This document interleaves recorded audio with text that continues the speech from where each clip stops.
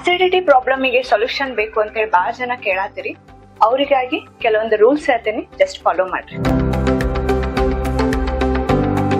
First one, ಯಾರೆಲ್ಲ ನಿಮ್ meals timings ಗಳನ್ನ ಸ್ಕಿಪ್ ಮಾಡಕತ್ತೀರಿ ಅಥವಾ ಪೋಸ್ಟ್ಪೋನ್ ಮಾಡಕತ್ತೀರಿ ಅದನ್ನ ಫಸ್ಟ್ ಸ್ಟಾಪ್ ಮಾಡ್ರಿ. ಎರಡನೇದ್ದು, 9-9:30 ಒಳಗಡೆ ನಿಮ್ ಬ್ರೇಕ್ಫಾಸ್ಟ್ ಮಾಡ್ಕೊಳ್ರಿ. 1ರಿಂದ 2-2:30 ಒಳಗೂ ನಿಮ್ದ ಲಂಚ್ ಮಾಡ್ಕೋಬೇಕು.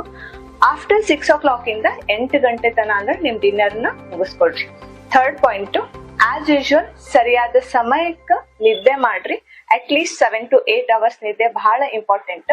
ಆದ್ರ ಒಂದ್ ನೆನಪಿಟ್ಕೊಳ್ರಿ, ಊಟ ಮಾಡಿದ ತಕ್ಷಣ ನಿದ್ದೆ ಮಾಡಕ್ ಹೋಗ್ಬೇಡ್ರಿ. ಅಟ್ ಲೀಸ್ಟ್ 1ರಿಂದ 1.5 ತಾಸು ಗ್ಯಾಪ್ ಇಟ್ಕೊಳ್ರಿ. ಫೋರ್ತ್ ಪಾಯಿಂಟ್, ಆದಷ್ಟು ನಿಮ್ ಬಾಡಿನ ಪ್ರಾಪರ್ ವಾಟರ್ ಇಂಟೇಕ್ ಇಂದ ಹೈಡ್ರೇಟ್ ಮಾಡ್ಕೊಳ್ರಿ. ಫಿಫ್ತ್ ಒನ್, ಮೇನ್ ಬಹಳ ಇಂಪಾರ್ಟೆಂಟ್, ಮಸಾಲೆಯುಕ್ತ ಪದಾರ್ಥಗಳನ್ನ, ಹೈ ಶುಗರ್ ಕಂಟೆಂಟ್ ಇರುವಂತಹ ಆಹಾರಗಳನ್ನ, ಸೋಡಾಗಳ ಸೇವನೆ ಮಾಡ್ತಿರ್ತೀರಿ, ಅದನ್ನ ಫಸ್ಟ್ ಸ್ಟಾಪ್ ಮಾಡ್ರಿ. ಎರಡನೇದು, ಜಾಸ್ತಿ ಯಾರು ಮಾಂಸಾಹಾರ ಸೇವನೆ ಮಾಡ್ತಿರ್ತೀರ ಅದನ್ನು ಕೂಡ ಸ್ಟಾಪ್ ಮಾಡ್ರಿ. ಇನ್ನ ಹೊರಗಡೆ ಫುಡ್, ಸ್ಟ್ರೀಟ್ ಫುಡ್ಸ್ ಗಳನ್ನ ಕೂಡ ಆದಷ್ಟು ಅವಾಯ್ಡ್ ಮಾಡ್ರಿ.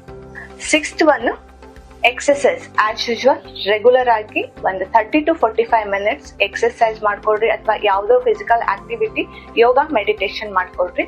ಸೊ ಈ ಎಲ್ಲಾ ರೂಲ್ಸ್ ನೀವು ಫಾಲೋ ಮಾಡೋದ್ರಿಂದ ನಿಮ್ ಅಸಿಡಿಟಿನ ನೀವು ಕಂಟ್ರೋಲ್ ಮಾಡ್ಕೋಬಹುದು. ಕಡಿಮೆ ಇದ್ದಾಗ ಪ್ರಾಬ್ಲಮ್ ಅನ್ನ ನೀವು ಕ್ಯೂರ್ ಮಾಡ್ಕೊಂಡ್ರೆ ಯಾವುದೇ ತರದ ದೊಡ್ಡ ಸಮಸ್ಯೆ ಆಗೋದಿಲ್ಲ.